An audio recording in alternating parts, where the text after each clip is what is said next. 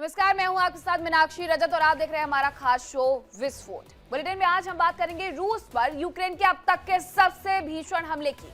हम आपको बताएंगे कि रूस ने यूक्रेन के किन किन इलाकों को दहला दिया है और साथ ही बात करेंगे पीस प्लान को लेकर के अब ज़ेलेंस्की ने आखिरकार कौन सा नया कदम उठा लिया है। आपको ये भी बताएंगे कि पीस प्रोसेस की अपडेटेड जानकारी आखिरकार है क्या। इसके अलावा इस बुलेटिन में हम बात गाजा में इजराइल के एक्शन को लेकर के भी करेंगे, जहां गाजा से लेकर के लेबनान तक एक बार फिर से इजराइल ने सीज फायर तोड़ा है। इजराइल का यह दावा है कि हमास और हिजबुल्लाह के बड़े कमांडर्स को मार गिराया गया है। हम आपको बताएंगे कि मारे गए कमांडर अपने संगठन के लिए कितने ज्यादा अहम थे, हमास से वो किस तरीके से जुड़े हुए थे, और साथ ही आपको यह भी बताएंगे कि गाजा में पीस प्लान लागू हो भी पाएगा या नहीं हो पाएगा, क्योंकि 10 अक्टूबर को सीज फायर की बात हुई, गाजा में पीस प्लान की बात हुई, लेकिन लगातार सीज फायर का उल्लंघन हो रहा है। इसके अलावा विस्फोट में बात ईरान और अमेरिका के बीच चल रही तनातनी को लेकर के भी करेंगे। ईरान और अमेरिका के बीच तनाव बहुत ज्यादा बढ़ चुका है और अब अमेरिकी सेना की कार्रवाई से ईरान का जो पारा है वो हाई होते जा रहा है। इस बीच जानकारी ये भी मिली है कि ईरान ने अपने नए हथियार का प्रदर्शन किया है। अब इससे पहले भी ईरान ने समंदर में सैन्य अभ्यास किया था, तो आपको इसके बारे में भी जानकारी देंगे कि आखिरकार ईरान का वो सैन्य अभ्यास क्या था और इसके अलावा जो अभी वहां पर नए नए ड्रोन बताए जा रहे हैं, दिखाए जा रहे हैं, वो क्या कुछ है।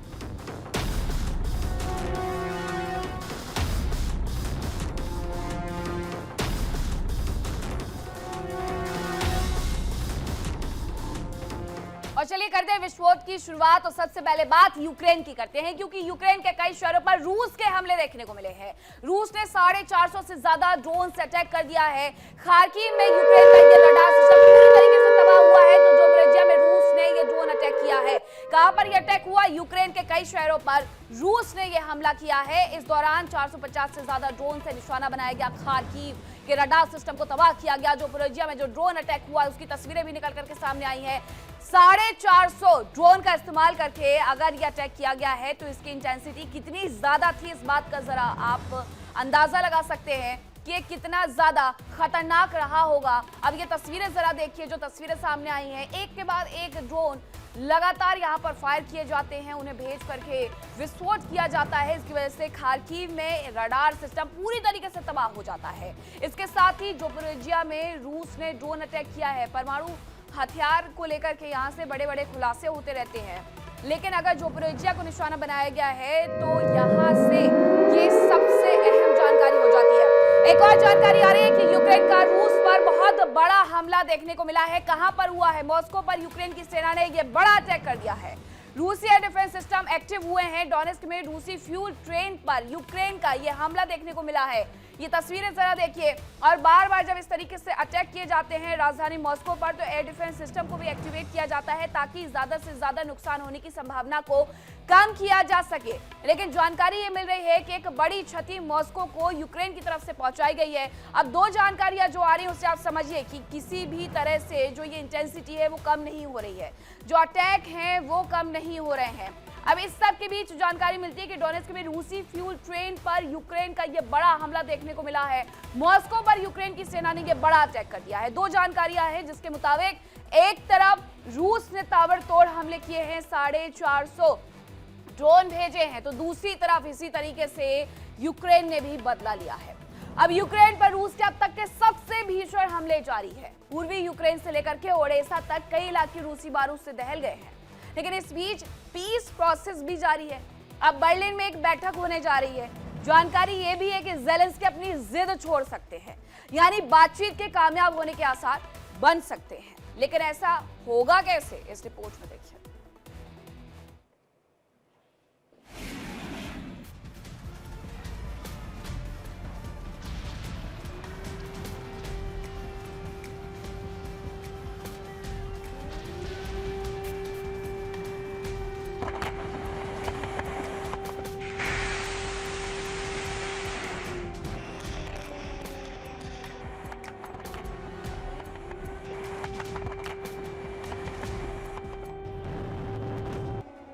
यूक्रेन पर रूस के हमले हुए और तेज।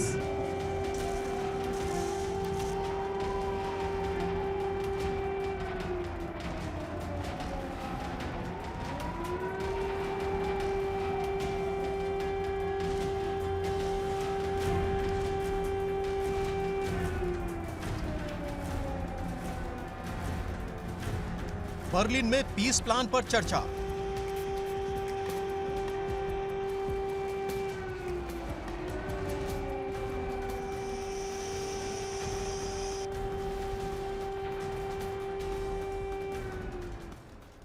ज़ेलेंस्की सरेंडर पर होंगे राजी।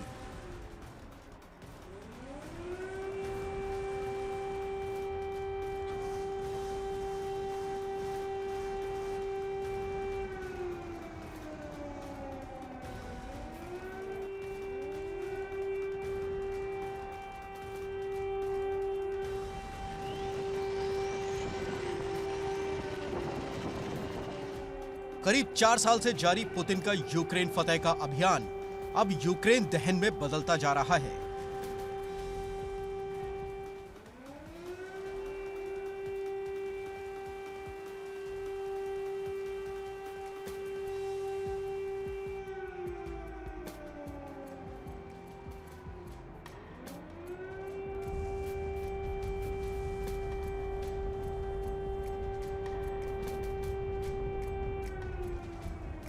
यूक्रेन पर रूस की सेनाएं पहले से कहीं ज्यादा भीषण हमले कर रही हैं।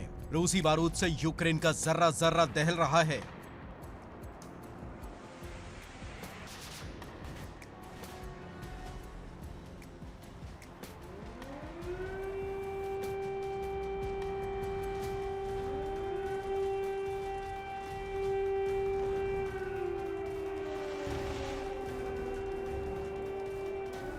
क्रेमलिन के जवान यूक्रेन के ओडिशा से लेकर निप्रो तक जबरदस्त हमले कर रहे हैं।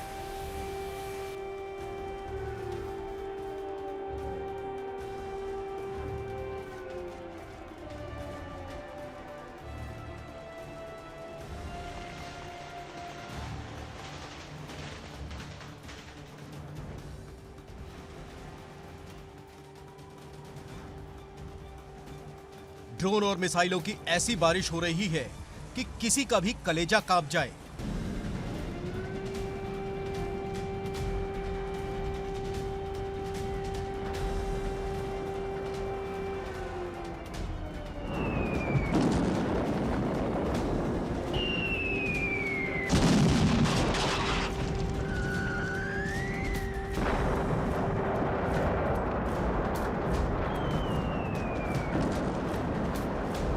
जर्मनी के बर्लिन में शांति प्रस्ताव पर चर्चा होने जा रही है।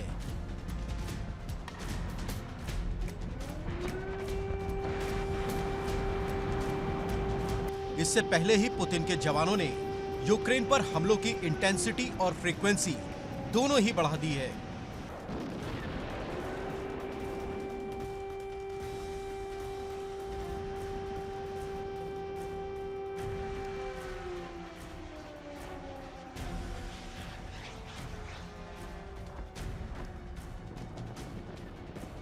बताया जा रहा है कि रूस ने 450 ड्रोन और करीब 30 मिसाइलें दागी।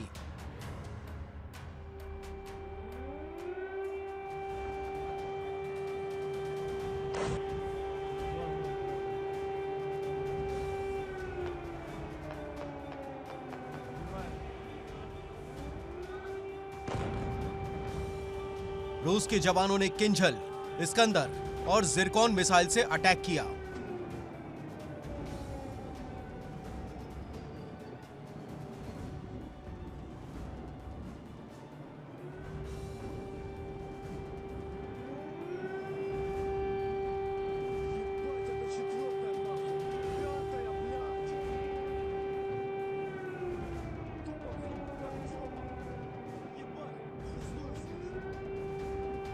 रूसी सेना के हमलों की वजह से सुमी में एक मल्टी स्टोरी बिल्डिंग तबाह हो गई। रूसी सेना ने निप्रोपेट्रोवस्क में भीषण अटैक किए।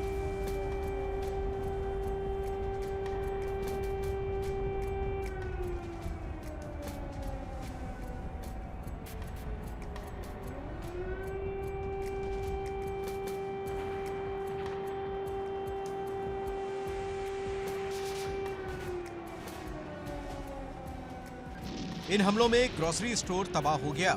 रूसी बारूद की दहशत खार्किव में भी देखी गई। यहां एक प्रशासनिक इमारत तबाह हो गई।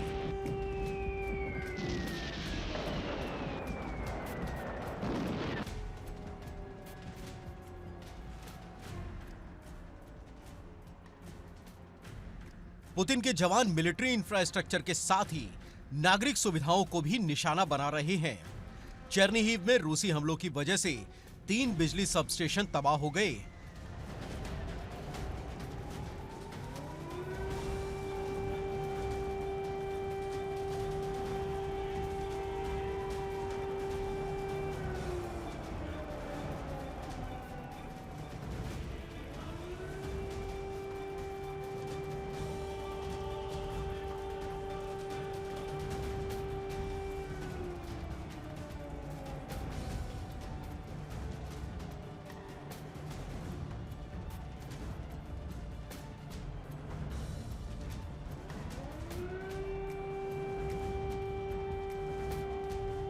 जिसके कारण यहां बिजली की सप्लाई ठप हो गई।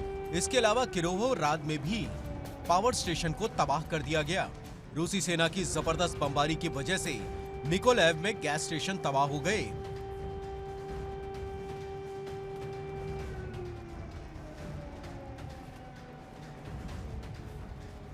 इसके साथ ही खेरसॉन में भी भीषण अटैक किया गया।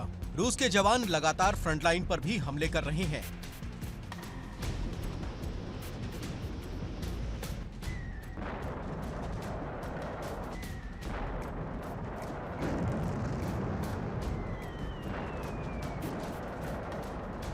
उलईपोल में रूसी सेना ने जबरदस्त बारूद बरसाया।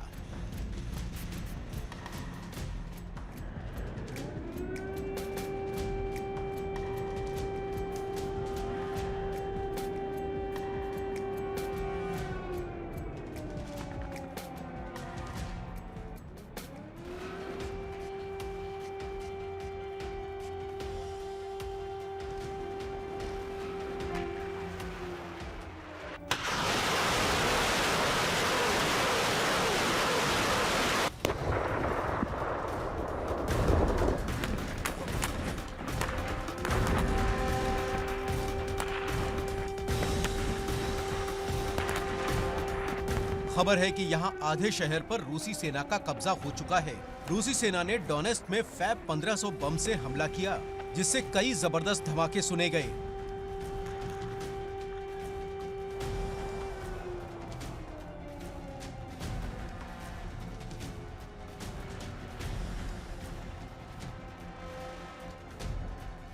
इसके अलावा क्रामातोर्स्क में भी रूसी सेना ने मल्टीपल रॉकेट लॉन्चर सिस्टम से अटैक किया। रूसी सेना ने यूक्रेन के तटीय शहर ओडेसा पर जबरदस्त अटैक किया। यहां के बंदरगाह पर मौजूद अनाज के गोदाम पर हमला किया गया।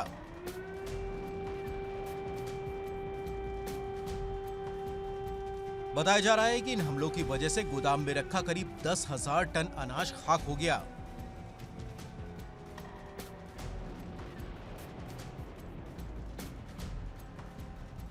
इसके अलावा पावर स्टेशन पर भी हमला किया गया, जिससे बिजली की सप्लाई प्रभावित हुई है। इसका असर करीब 10,000 लोगों पर पड़ा है।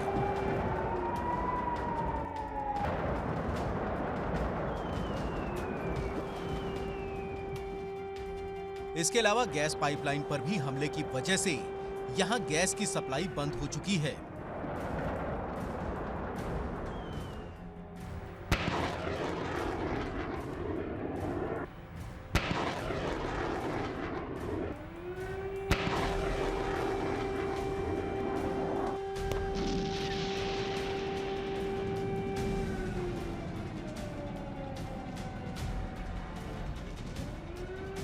यूक्रेन भी एक के बाद एक करके रूसी शहरों को निशाना बना रहा है।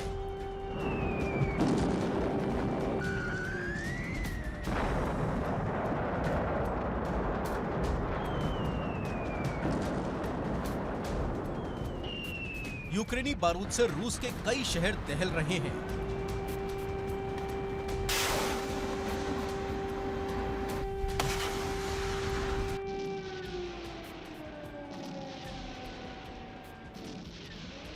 बताया जा रहा है कि यूक्रेन ने क्रास्नोदर क्राई, वोल्गोग्राद और क्रीमिया में जबरदस्त हमले किए।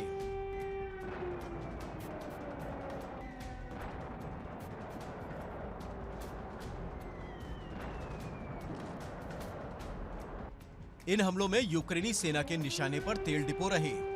यूक्रेन का दावा है कि बीते 48 घंटे में रूस के 700 से ज्यादा जवान मारे गए, जबकि एक टैंक और 9 बख्तरबंद गाड़ियां नष्ट हो गईं।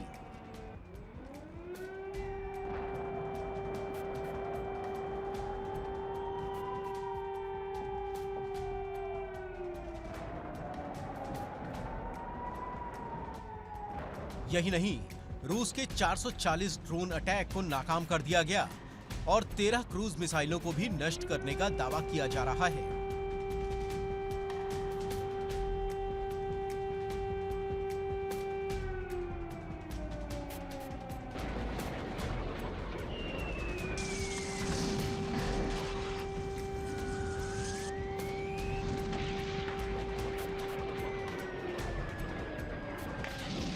जहां एक और रूस ज़ेलेंस्की को डॉनबास सरेंडर करने के लिए मजबूर करना चाह रहा है और इसी रणनीति के तहत यूक्रेन पर हमले तेज कर दिए गए हैं।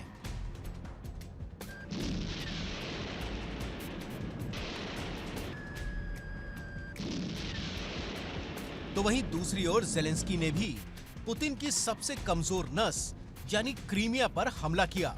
साथ ही उस पर और भी भीषण अटैक की तैयारी की गई है।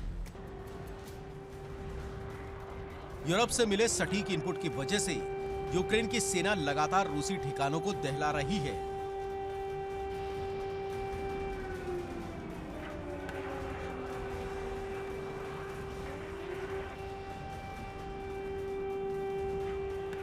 ज़ेलेंस्की के जवानों ने 10 लोकेशन को निशाना बनाया। यूक्रेन के जवानों ने क्रीमिया पर ड्रोन और मिसाइल से अटैक किया। यहां यूक्रेन ने स्वदेशी नेपच्यून मिसाइल से अटैक किया।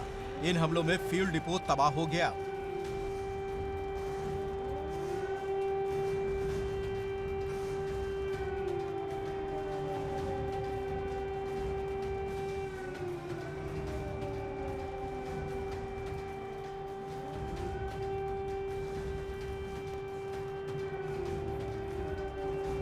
ज़ेलेंस्की के जवान क्रीमिया पर भीषण हमले का प्लान भी बना रहे हैं।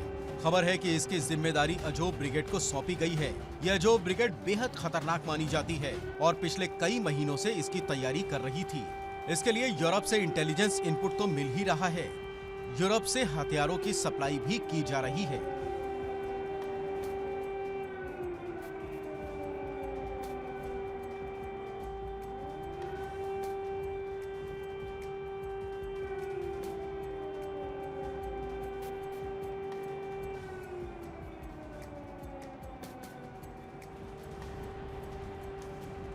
रूस और यूक्रेन दोनों ही देशों की धरती दहल रही है, तो वहीं बातचीत के टेबल पर भी हलचल तेज है। पुतिन लगातार ज़ेलेंस्की पर दबाव बनाने का प्रयास कर रहे हैं।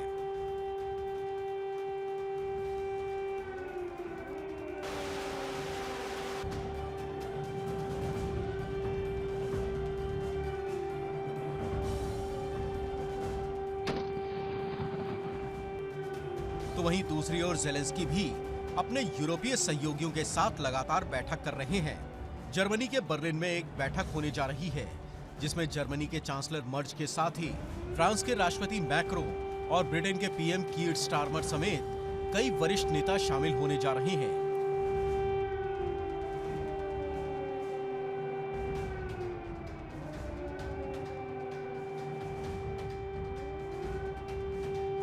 इस बैठक में ट्रंप के दूत स्टीव विटकॉफ और कुशनर भी शामिल होंगे। माना जा रहा है कि यहाँ पीस प्लान की शर्तों पर चर्चा होगी। हालांकि इस बार पीस प्लान के सफल होने की उम्मीद जगी है, क्योंकि ज़ेलेंस्की समझौते की शर्तों पर राजी होते नजर आ रहे हैं। बताया जा रहा है कि ज़ेलेंस्की ने नेटो में शामिल होने की जिद छोड़ दी है। दरअसल रूस हमेशा से ही ये चाह रहा था कि यूक्रेन नेटो की सदस्यता ना ले, और अब ज़ेलेंस्की भी इस पर राजी हो गए हैं। हालांकि उन्होंने यूरोप और अमेरिका से सुरक्षा की गारंटी मांगी है।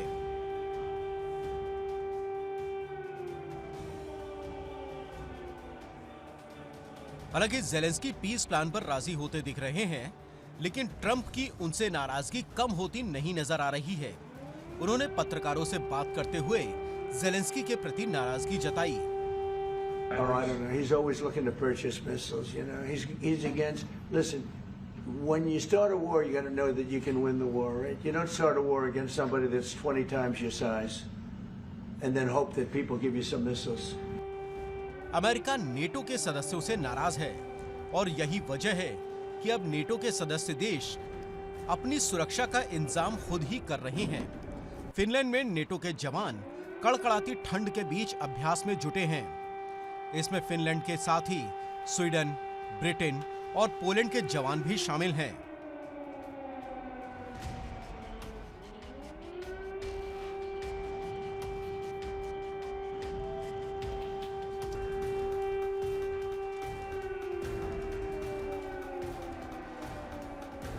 ये ड्रिल रूस के साथ बढ़ते तनाव को देखते हुए की जा रही है। दरअसल फिनलैंड और रूस के बीच करीब 1340 किलोमीटर लंबी सीमा है।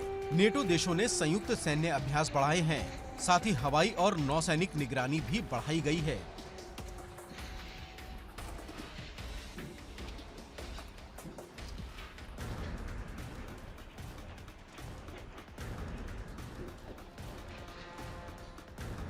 फिलहाल दोनों देशों के बीच जंग का सबसे विभत्स चेहरा नजर आ रहा है। लोग तड़प रहे हैं। बारूदी आग की वजह से बिना बिजली और पानी के कड़कड़ाती ठंड में रहने को मजबूर हो रहे हैं। बातचीत की प्रक्रिया भी जारी है, लेकिन हर किरदार को सिर्फ अपनी फिक्र सता रही है। ऐसे में समझौता हो पाएगा, ये बड़ा सवाल है।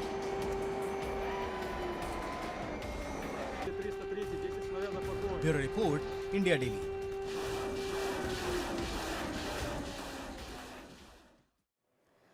और अब बात करेंगे गाजा की, क्योंकि गाजा में इजरायली सेना का एक बड़ा एक्शन देखने को मिला है, जहां आईडीएफ की कार्रवाई में हमास कमांडर राज साद ढेर कर दिया गया है। आपको बताएं कि 7 अक्टूबर को इजराइल पर जो अटैक हुआ था उसका मास्टरमाइंड ढेर कर दिया गया है। ये जानकारी आईडीएफ की तरफ से साझा की गई है। अब क्या हुआ है, गाजा में इजरायली सेना का एक बड़ा ऑपरेशन एक बार फिर से देखने को मिला है। हालांकि सीज फायर है, लेकिन ये कहा गया है आईडीएफ की तरफ से कि सबसे पहले हमास के आतंकियों ने उन पर एक्शन लिया, जिसकी वजह से उन्होंने भी यहां पर कार्रवाई की और साद को ढेर कर दिया है। ये वही व्यक्ति है जिसे मास्टरमाइंड बताया जा रहा है। हमास ने जो कार्रवाई की थी उसका मास्टरमाइंड इसे बताया जा रहा है। हमास कमांडर राज साद को ढेर किया गया है। 7 अक्टूबर 2023 को जो हमला हुआ था उसमें यह व्यक्ति शामिल था। अब इसे आईडीएफ की तरफ से ढेर कर दिया गया है। तो 7 अक्टूबर को हमले के दौरान जो कुछ भी हुआ उसमें ये भी शामिल था। वह एक और खबर आ रही है, वो भी आपको बता देते हैं, जहां दक्षिणी लेबनान में इजराइल का एक और बड़ा हमला देखने को मिला है। हमले में कौन मारा गया है वो भी मैं आपको बताऊंगी। तो ये कार्रवाई दक्षिणी लेबनान में हुई है। हमास के साथ साथ हूती से भी लड़ाई जारी है, लेबनान से भी युद्ध चल रहा है, हिजबुल्लाह से भी चल रहा है। ऐसे में हमले में कौन मारा गया है, हिजबुल्लाह का आतंकी ढेर कर दिया गया है। ये तस्वीरें भी निकल करके सामने आई हैं। देखिए किस तरीके से हिजबुल्लाह के जो ठिकाने हैं उसे आईडीएफ की तरफ से निशाना बनाया जा रहा है। यहाँ पर कार्रवाई की जा रही है और ऐसे में हिजबुल्लाह के आतंकी को ढेर कर दिया गया है इजरायली डिफेंस फोर्स की तरफ से। तो दो खबरें निकल करके सामने आ रही हैं। एक तरफ हमास पर कार्रवाई हो रही है, दूसरी तरफ हिजबुल्लाह पर कार्रवाई हो रही है और दोनों ही कार्रवाई में जो आतंकवादी हैं वो ढेर किए जा रहे हैं इजराइल की तरफ से। इजराइल का प्रण है कि जब तक एक एक आतंकी को वो नेस्तनाबूद नहीं कर देते हैं, मार नहीं गिराते हैं, तब तक वो अपनी कार्रवाई इसी तरीके से जारी रखने वाले हैं। हालांकि गाजा में बात हो रही है कि पीस प्लान कैसे लागू किया जाए, लेकिन इस सब के बीच कार्रवाई जब हो रही है तो हमास की तरफ से सवाल उठाए जा रहे हैं कि आखिरकार पीस आएगा कैसे जब बार बार इसी तरीके से हमले किए जाएंगे। अब गाजा से लेकर के लेबनान तक इजरायली सेना का एक्शन लगातार जारी है। इजरायली सेना ने गाजा में एक बड़ी कामयाबी भी हासिल की है। यहाँ हमास के बड़े कमांडर को मार गिराया गया है, जबकि लेबनान में भी हिजबुल्लाह को एक बड़ा झटका लगा है। रिपोर्ट देखिए।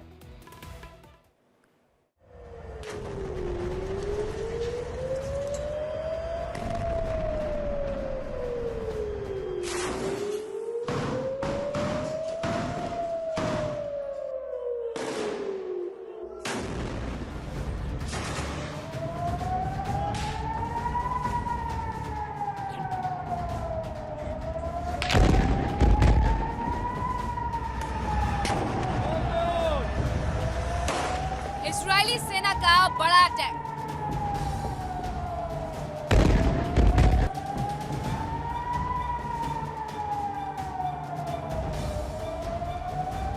इजराइल पर हमले का मास्टरमाइंड ढेर।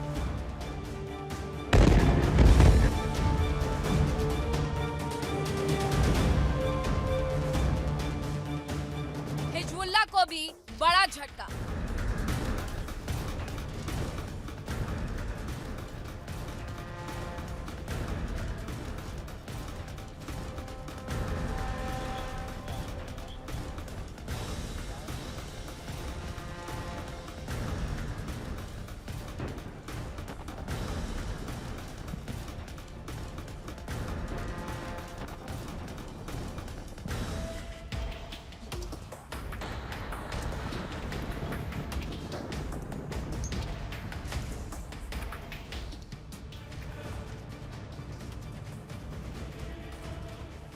पिछले करीब 2 साल से चल रही इजरायली सेना और हमास के बीच की जंग में इजराइल को बड़ी कामयाबी मिली है। आईडीएफ ने एक बार फिर सीज फायर को तोड़ा और गोलियों की बौछार की। एक बार फिर गाजा धमाकों से दहल उठा।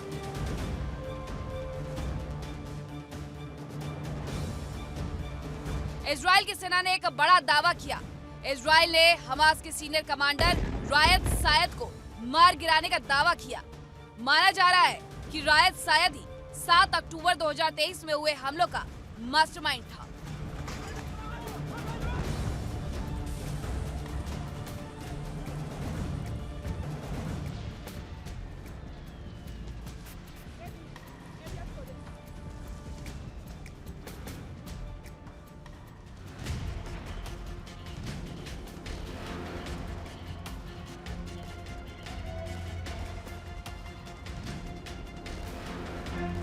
बताया जा रहा है कि इजरायली सेना ने गाजा सिटी में एक कार पर हमला किया। गाजा के स्वास्थ्य अधिकारियों के मुताबिक इस हमले में 5 लोगों की मौत हो गई, जबकि कम से कम 25 लोग जख्मी हो गए। हालांकि रायत सायद को ही इजराइल पर हुए हमले का मास्टरमाइंड बताया जा रहा है, लेकिन इजराइल के पीएम नेतन्याहू और रक्षा मंत्री इजराइल काट्ज का कहना है कि ये हमला इसलिए किया गया क्योंकि हमास के आतंकियों ने अटैक किया था, जिसमें 2 इजरायली सैनिक घायल हो गए थे। इन हमलों को लेकर हमास का कहना है कि ये युद्ध विराम समझौते का उल्लंघन है।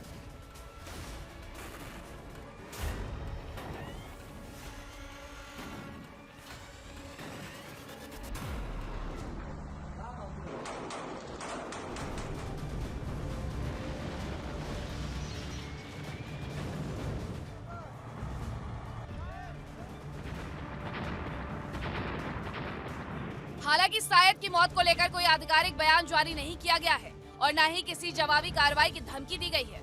सूत्रों का दावा है कि सायद पहले हमास की गाजा सिटी बटालियन का नेतृत्व करता था, जो संगठन की सबसे बड़ी और सबसे बेहतर इकाइयों में से एक है। 7 अक्टूबर 2023 को हमास के आतंकियों ने इजराइल में बेहद खतरनाक हमला किया था।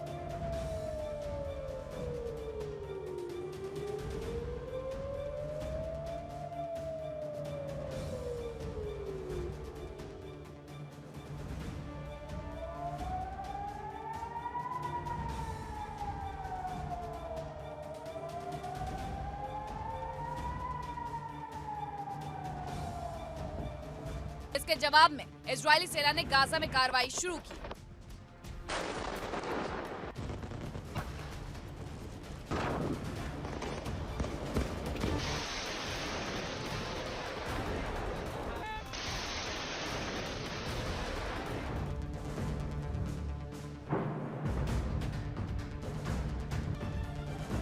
हमास के आतंकियों ने इजराइल के अंदर भीषण कत्लेआम मचाया था। उन्होंने सरहद पर बनी दीवार और कंटीली तारों को काटा और भारी सुरक्षा के बावजूद जमीन, समुद्र और आसमान के रास्ते इजराइल पर हमला बोला। इस दौरान कई लड़ाके पैराग्लाइडर्स के जरिए इजराइल में दाखिल हुए।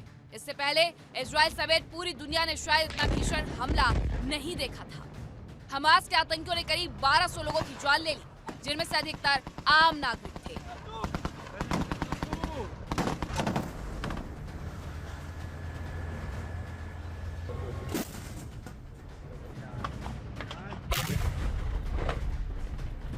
आतंकियों ने इजराइल की सुरक्षा चौकियों, किबुत्ज और एक म्यूजिक फेस्टिवल पर भीषण हमला किया, जहां कई लोगों की मौत हो गई। इस कत्लेआम के बाद गाजा लौटते समय आतंकवादी अपने साथ करीब 250 लोगों को बंधक बनाकर ले गए।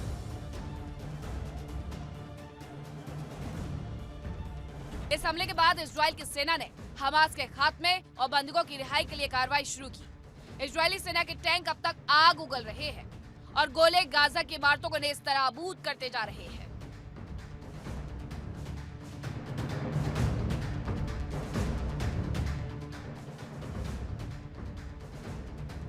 उधर इजरायली एयरफोर्स भी हमास के ठिकानों को निशाना बनाकर बम गिरा रहा है। एयरफोर्स के विमान हमास के आतंकियों के साथ ही गाजा के लोगों के लिए भी मौत बरसा रहे हैं। गाजा के स्वास्थ्य अधिकारियों के मुताबिक इजराइल की सैन्य कार्रवाई में अब तक 70,000 से अधिक फिलिस्तीनी मारे जा चुके हैं। अमेरिका ने युद्ध विराम और गाजा के विकास के लिए 20 पॉइंट्स की एक योजना पेश की, जिसके बाद 10 अक्टूबर को युद्ध विराम लागू हुआ था। इजराइल ने शहर में तैनात अपने सैनिकों को पीछे हटा लिया और मानवीय सहायता की आपूर्ति बढ़ा दी। हालांकि हिंसा पूरी तरह से नहीं रुकी है। फिलिस्तीनी स्वास्थ्य अधिकारियों के मुताबिक युद्ध विराम के बाद से गाजा में इजरायली हमलों में 380 से ज्यादा लोग मारे गए हैं। इजरायल का कहना है कि युद्ध विराम शुरू होने के बाद से उसके 3 सैनिक मारे गए हैं।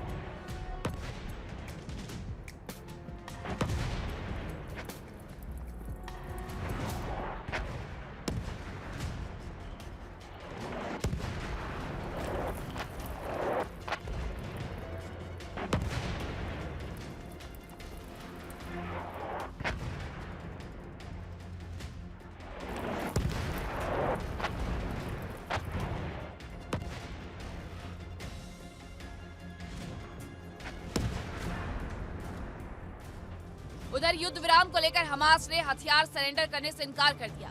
हालांकि उसका कहना है कि वो हथियार रखने को राजी है।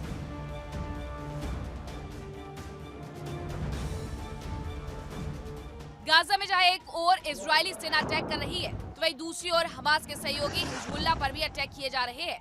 इजरायल की सेना लगातार लेबनान पर हमले कर रही है। इजरायली सेना के हमलों से दक्षिणी लेबनान के कई इलाके दहल रहे हैं। यहाँ आईडीएफ और हिजबुल्लाह के बीच जंग तेज हो गई है। इजरायली सेना के हमलों में हिजबुल्लाह के 2 आतंकी मारे गए।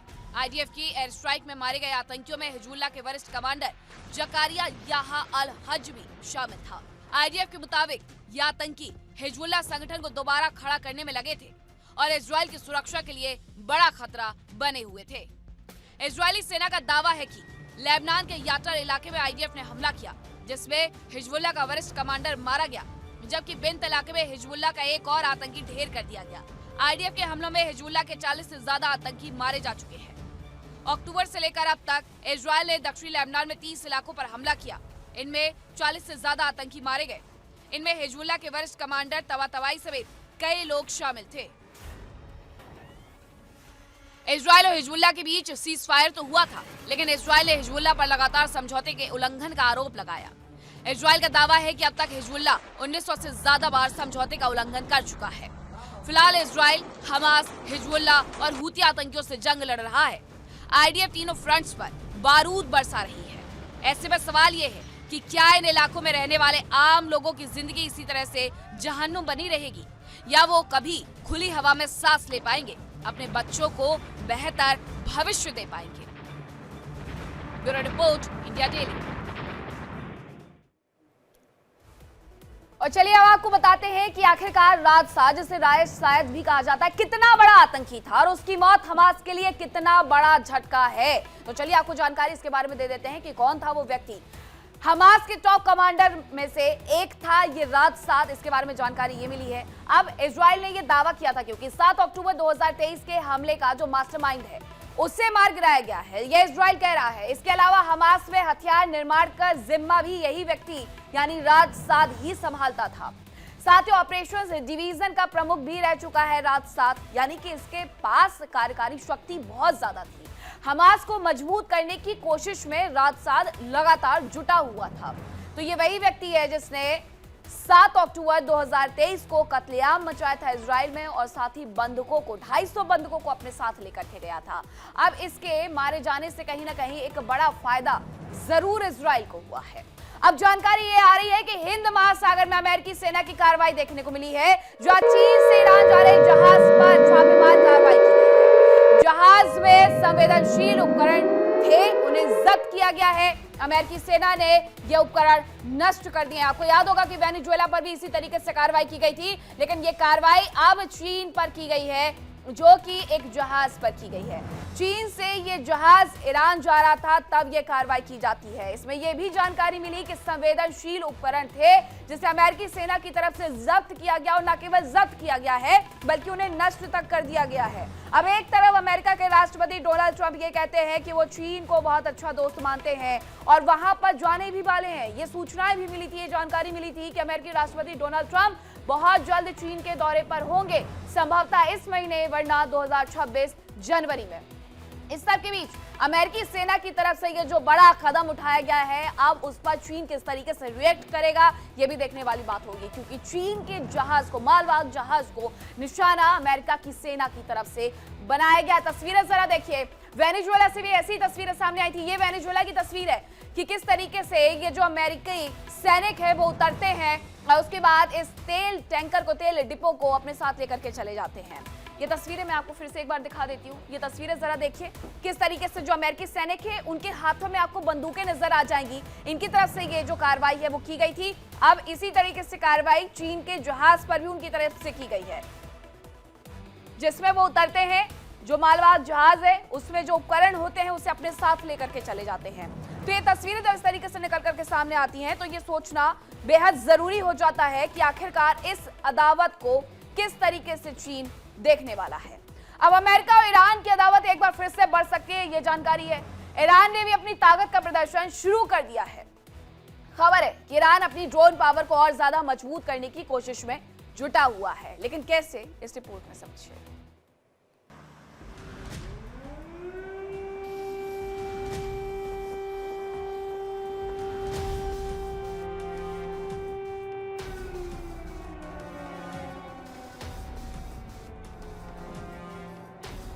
अमेरिकी सेना की बड़ी कार्रवाई।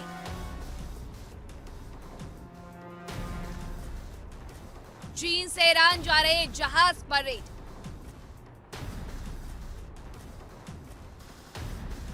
ईरान बैठेगा खामोश। वेनेजुएला के खिलाफ अमेरिका का एक्शन जारी है। कैरेबियन सी में अमेरिकी सेना लगातार कार्रवाई कर रही है।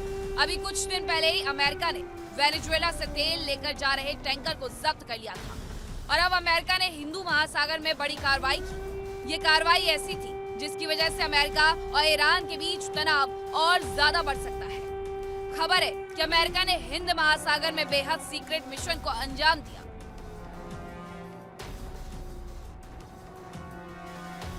अमेरिकी जवानों ने चीन से ईरान जा रहे एक जहाज को रोका। जहाज में मौजूद संवेदनशील उपकरण जब्त कर लिए गए। अमेरिका का ये कदम ईरान के साथ तनाव को और भी बढ़ा सकता है, क्योंकि खबर है कि जहाज में ऐसा सैन्य सामान था जिसका इस्तेमाल ईरान अपने पारंपरिक हथियार कार्यक्रम में कर सकता है। हालांकि जब्त किए गए उपकरणों को बाद में नष्ट कर दिया गया और जहाज को आगे जाने की इजाजत दे दी गई। दरअसल अमेरिका ईरान की गतिविधियों पर नजर रखे है। पाकिस्तान के बलूचिस्तान में भी अमेरिकी कंपनियों को खनन का ठेका मिला है। चूँकि बलूचिस्तान की सीमा ईरान से मिलती है, ऐसे में माना जा रहा है कि अमेरिका को ईरान पर नजर रखने में काफी मदद मिलेगी।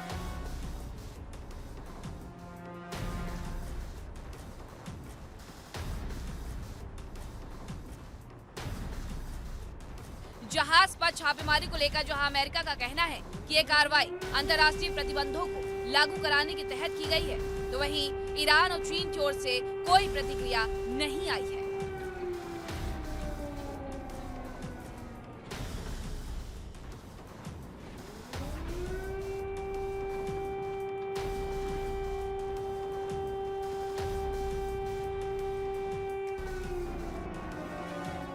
उधर ईरान भी लगातार अपनी ताकत बढ़ाने की कोशिश कर रहा है। जानकारी मिली कि ईरान अब सस्ते और ज्यादा संख्या में इस्तेमाल होने वाले ड्रोन्स की जगह बेहद ताकतवर ड्रोन पर फोकस कर रहा है।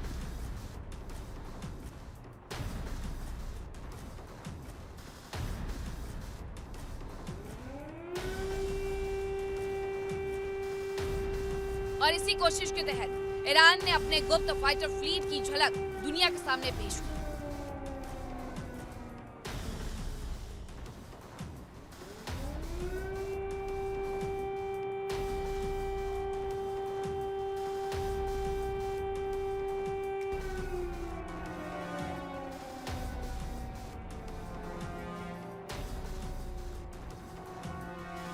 हदीद 110 नाम का यह ड्रोन स्टेल्थ सुविधा से लैस माना जा रहा है।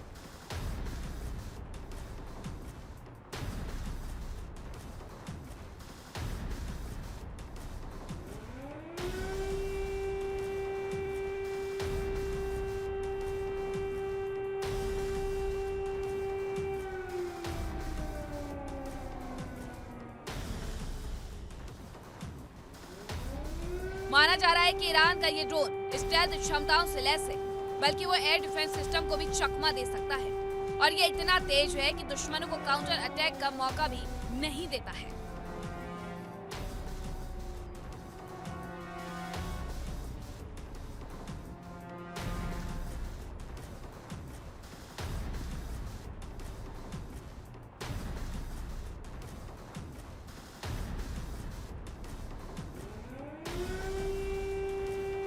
बताया जा रहा है कि ईरान की IRGC ने एक सैन्य अभ्यास का आयोजन किया जिसमें हदीद 110 का प्रदर्शन किया।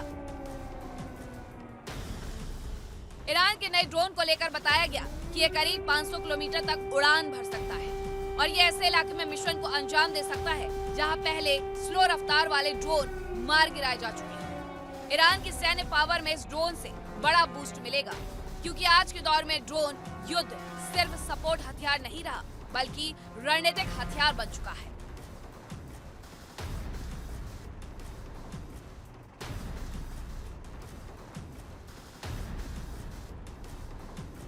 ईरान ने ये ड्रोन ऐसे समय में पेश किया है जब मिडिल ईस्ट में तनाव लगातार बढ़ रहा है।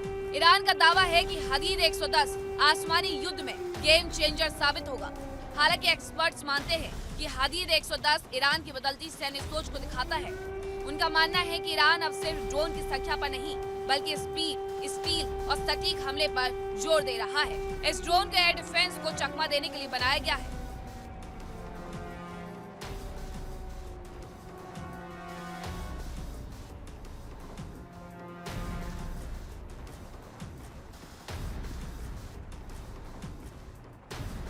इससे पहले IRGC ने ओमान सागर और हॉर्मुज के बीच समंदर में शक्ति प्रदर्शन किया। इसमें करीब 2000 किलोमीटर रेंज वाली मिसाइलें दागी गईं। माना जा रहा है कि ईरान और इजराइल के बीच जंग के बाद ईरान की ये दूसरी सबसे बड़ी नौसैनिक ड्रिल थी। खबरों के मुताबिक ईरान के IRGC ने ओमान सागर और हॉर्मुज के बीच बड़े पैमाने पर मिसाइलें दागी। 2 दिन तक चले इस युद्ध अभ्यास को लेकर ईरान ने दावा किया कि उसकी मिसाइलें देश के अंदरूनी इलाकों में मौजूद अंडरग्राउंड ठिकानों से दागी गई और उन्होंने ओमान सागर में मौजूद अपने टारगेट पर सटीक निशाना लगाया।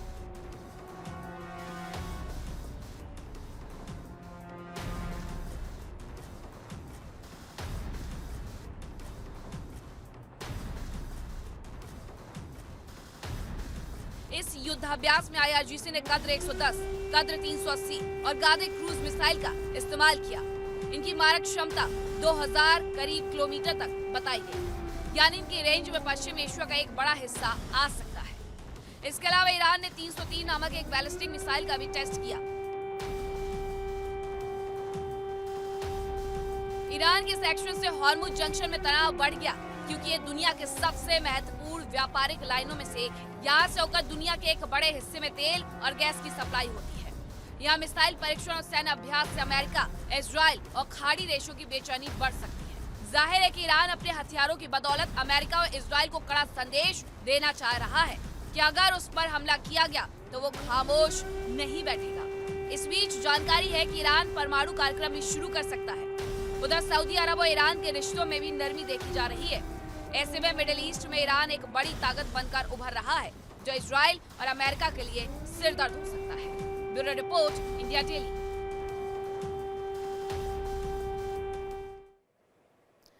और विस्फोट में आज के लिए इतना ही। कल फिर होगी मुलाकात कुछ नई खबरों के साथ, लेकिन आप कहीं मत जाइएगा क्योंकि इंडिया डेली अब आपके स्मार्ट टीवी पर भी मौजूद है। इंडिया डेली 24/7 अब इन सभी प्लेटफॉर्म पर लाइव